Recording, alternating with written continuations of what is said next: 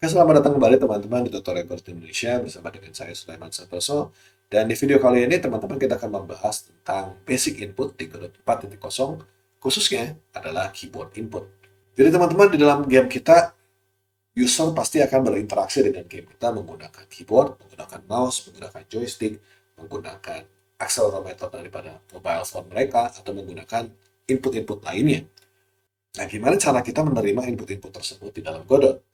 Di sini teman-teman kita punya scene saya ini sudah saya bersihkan, saya sudah buang semua sprite-sprite yang lain. Saya sisakan satu buah sprite yang saya beri nama karakter. Dan di sini saya punya main node saya yang punya sebuah script. Yang isi dari script ini adalah sebuah script kosong. Jadi supaya teman-teman bisa mengikuti lagi dari awal gitu ya. Oke. Nah, untuk menerima input dari user di dalam Godot, kita punya sebuah objek khusus yang diberi nama input sesuai dengan gunanya. Dan kalau teman-teman bisa cari di Godot Documentation, si input ini adalah sebuah singleton yang gunanya itu adalah untuk menangani input user. Kurang lebih si objek input ini hanya ada satu untuk game kita.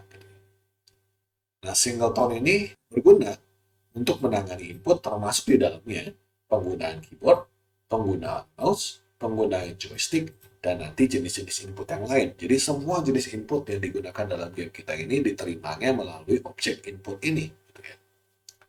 Nah, kalau teman-teman melihat dokumentasi dari Godot, saya akan jelaskan dulu sedikit tentang dokumentasi Godot ya. Setiap kali kita ngeset sesuatu yang merupakan sebuah objek, kita akan menerima nama daripada objeknya, deskripsi dari projectnya, kemudian ada tutorialnya juga. Jadi teman-teman bisa baca juga tutorial yang disediakan oleh Godot di dalam dokumentasinya gitu ya. Jadi ada penjelasan, ada tutorial, juga di bawahnya yang penting adalah ada properties dan ada juga method yang dimiliki oleh objek ini. Jadi propertinya ada dua, mouse mode dan use accumulated input, dan metodenya ada banyak teman-teman. Metodenya ada action press, ada action strength, ada get axis, ada get gravity, ada get magnetometer, ada get gyroscope. Jadi semua fungsi-fungsi ini kalau teman-teman perhatikan adalah fungsi-fungsi untuk berinteraksi dengan input dari user. Entah usernya itu menggunakan joystick, entah itu menggunakan gyroscope dari HP, entah itu menggunakan keyboard mouse, atau yang lain-lain. Semuanya ada fungsi-fungsinya banyak banget di sini. Dan di bawahnya lagi kalau teman-teman lihat ini adalah keterangan dari fungsi-fungsi tersebut. Jadi kalau teman-teman mau baca fungsi tertentu daripada si objek input ini, tinggal klik aja di salah satu tulisannya dan nanti kita akan dapatkan penjelasannya apa. Oke, itu tentang dokumentasi daripada si input ini. Nah, tentunya teman-teman saya nggak bisa jelasin semua metode di sini karena banyak banget, akan memakan waktu banget dan juga membosankan gitu ya. Tapi saya akan fokus sama fungsi yang banyak digunakan aja, khususnya untuk keyboard ini adalah tiga fungsi utama yang akan saya bahas di video kali ini, yaitu is action just press, is action just release, dan is action press. Tiga fungsi ini. Jadi sini teman-teman saya akan buka codingan saya ini. Kita punya kemarin sebuah function namanya function ready. Ya. Jika saya ini saya bentuknya dalam bentuk yang kemarin aja ya, kita kasih void. Dan kita akan punya sebuah function lagi namanya function process. Function process ini juga void. Ya.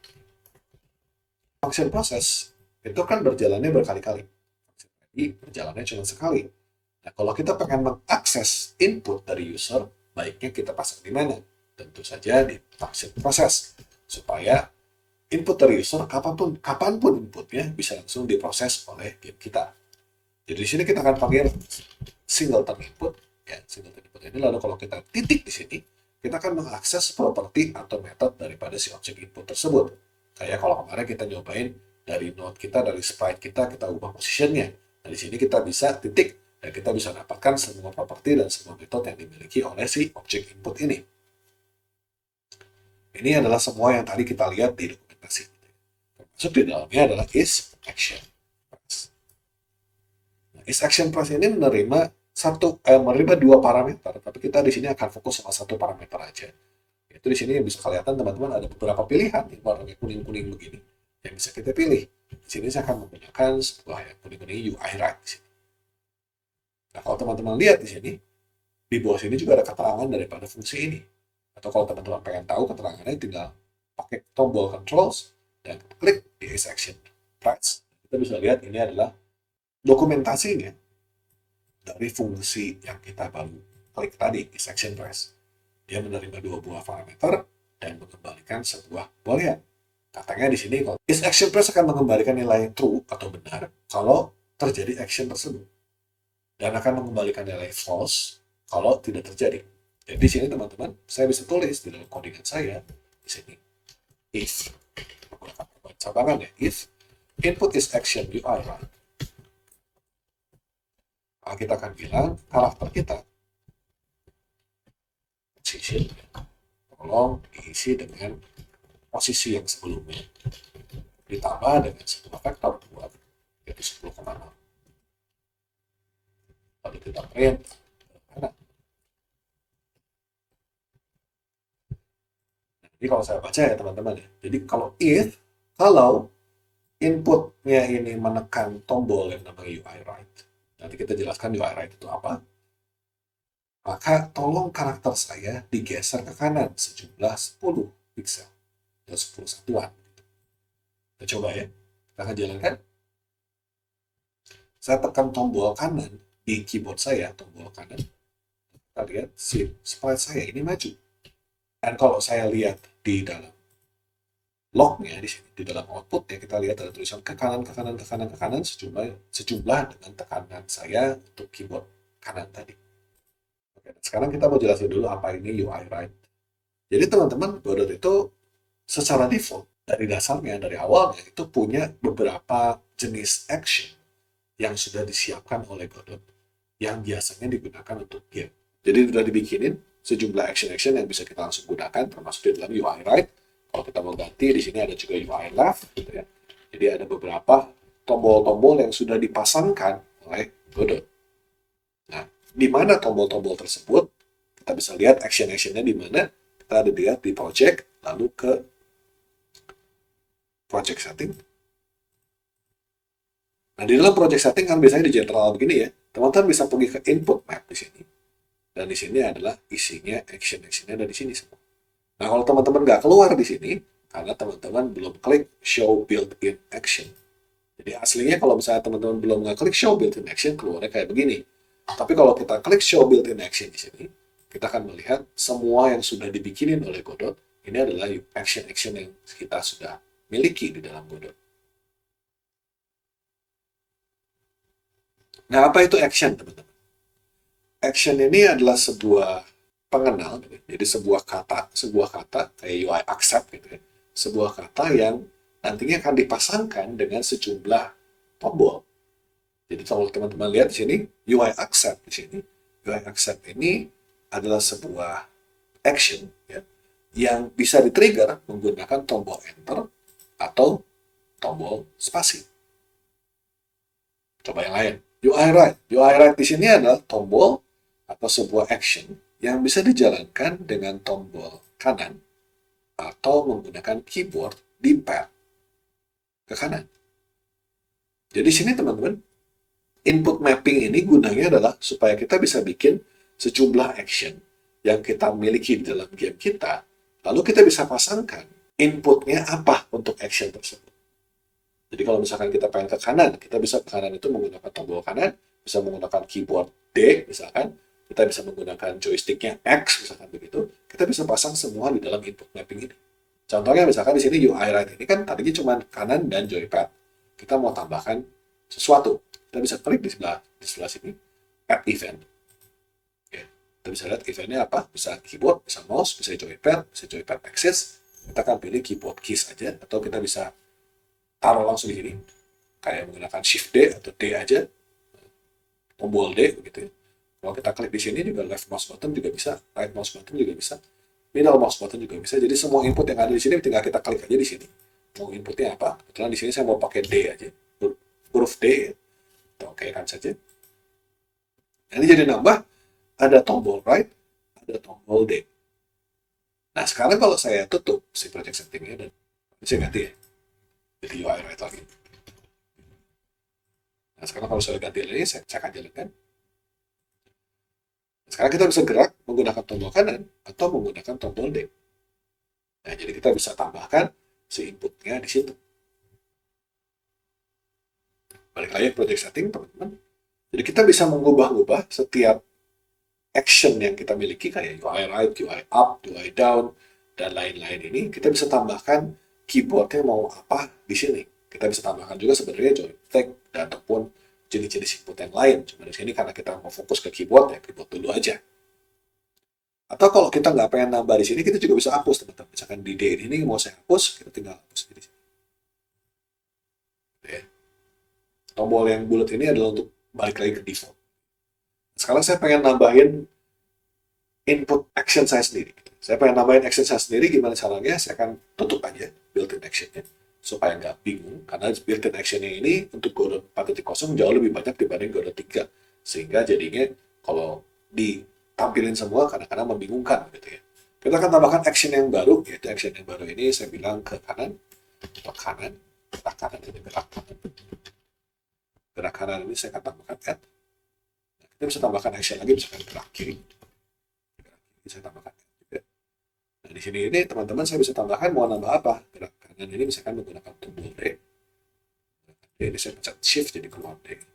Saya tambahkan lagi untuk yang gerak kirinya menggunakan tombol A. Bisa gerak kanan ataupun gerak kiri. Nah, kalau saya sudah pasang si actionnya dan juga eventnya, teman-teman, kita bisa balik close dan kita bisa ganti input is action press ini menggunakan tadi tombol yang tadi gerak kanan atau gerak kiri. Kita bisa tambah gerak kanan, kita bisa tambahkan lagi, misalkan di sini saya pasang if lagi, if-nya saya copy aja ya. Jadi, sekarang jadinya bukan gerak kanan tapi gerak kiri. Dan saya bisa kasih ini nambahnya bukan plus tapi minus. Saja printnya hapusin. Nah, sekarang berarti teman-teman saya akan punya gerakan kanan dan gerakan kiri menggunakan tombol yang saya tahu, yaitu A dan D. Kalau saya jalankan, tombol D akan maju ke kanan, tombol A akan mundur ke kiri. Oke, nah itu adalah cara kita menggunakan fungsi yang pertama, yaitu is action press. Nah, di sini teman-teman, kalau misalkan saya tahan tombol D-nya, kita akan melihat bahwa si karakter saya ini akan bergerak terus ke kanan atau bergerak terus ke kiri kalau saya tahan tombol A atau tombol D-nya. Gitu. Ini karena saya punya is action press ini akan dipanggil setiap kali saya menekan tombolnya. Kadang-kadang di dalam game kita ini kita nggak pengen seperti itu. Kita pengen, kalau kita pengen nembaknya itu pengen setiap kali kita tekan tombol gitu. Jangan kalau saya tahan tombolnya terus nembak terus, misalkan seperti itu. Nah, gimana caranya kalau kita pengen supaya satu buah action itu dilakukannya pada saat awal sekali tombol saya dipencet aja. Nah, untuk yang itu teman-teman kita bisa ganti fungsinya menggunakan is action just press. Jadi bedanya is action press dengan is action just press di sini. Padahal is action just press ini hanya terjadi ketika kita menekan tombolnya, saat tekan tombolnya. Jadi kalau saya tahan tombolnya, dia tidak akan terus bergerak ke kanan. Jadi kalau saya jalankan di sini, dan saya tekan tombol D nih, dan saya diam di tombol D, dia tidak lagi bergerak ke kanan terus. Sedangkan kalau saya tekan tombol A dan saya tahan, dia akan bergerak ke kirinya, bergeser. Nah, kalau teman-teman pengen supaya si actionnya ini terjadi ketika saya lepas tombolnya, kita bisa menggunakan is action just release. Ya, kalau saya jalankan, teman-teman, ketika saya tekan tombol D, dia tidak gerak maju. Ketika saya lepas tombol D, barulah dia berjalan. Oke, ya, jadi ini 3 function, 3 metode yang teman-teman bisa gunakan tergantung keperluan masing-masing. Bisa is action press, bisa is action just release, atau is action just press. Oke, sebenarnya teman-teman di dalam Godot ini juga punya satu buah fungsi khusus yang bisa kita gunakan buat input. Jadi di sini sebenarnya kita punya satu buah fungsi namanya input. Ini sudah dibikin oleh Godot. Jadi udah ada satu fungsi khusus yang namanya input, ya. Dan di sini kita bisa akses input juga. Jadi input dari mouse, input dari button keyboard, atau apapun juga bisa kita akses di dalam function input.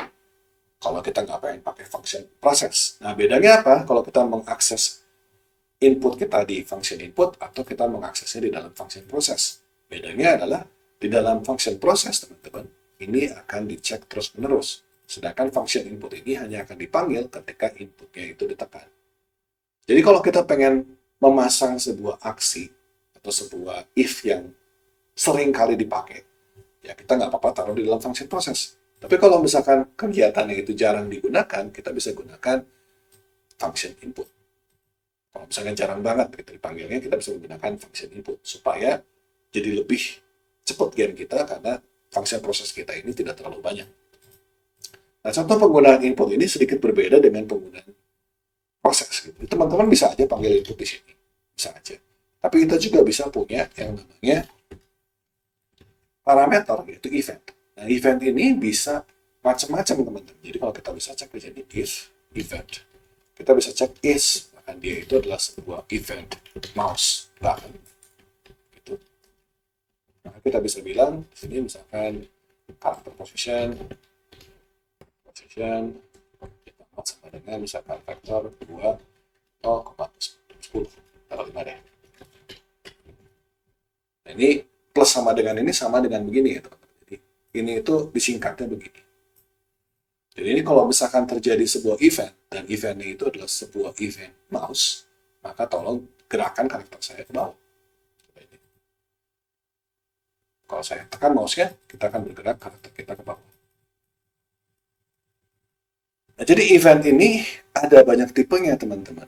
Kalau input di sini kan satu buah singleton yang tinggal menggunakan metodenya, sedangkan kalau event ini dia punya jenis eventnya dan kita bisa atur-atur dalamnya seperti apa. Ini kalau misalnya teman-teman yang sudah lebih ahli lagi, lebih sudah berpengalaman gitu, teman-teman bisa menggunakan function input ini dengan lebih detail. Teman-teman lihat di dalam documentation, kita juga bisa lihat di sini input event itu ada jenisnya banyak. Ada input event key buat tombol keyboard, ada input event mouse button, mouse motion, ada gesture, ada screen dragging, screen touching. Jadi ada banyak-banyak jenis input yang bisa kita atur di dalam sini. Dan setiap input ini kayak misalkan mouse button gitu ya, dia akan punya propertinya, dan di sini juga ada juga propertiesnya itu mouse-nya apa yang ditekan, double klik kah atau single klik kah, dan lain-lain. Jadi dengan menggunakan function input seperti ini, teman-teman bisa mengakses eventnya dan juga informasi di dalam event tersebut dengan lebih detail. Aku rasa cukup untuk pengenalan tentang basic input, terutama keyboard input di dalam Godot. Kita akan ketemu lagi di video-video berikutnya. Terima kasih banyak atas perhatiannya.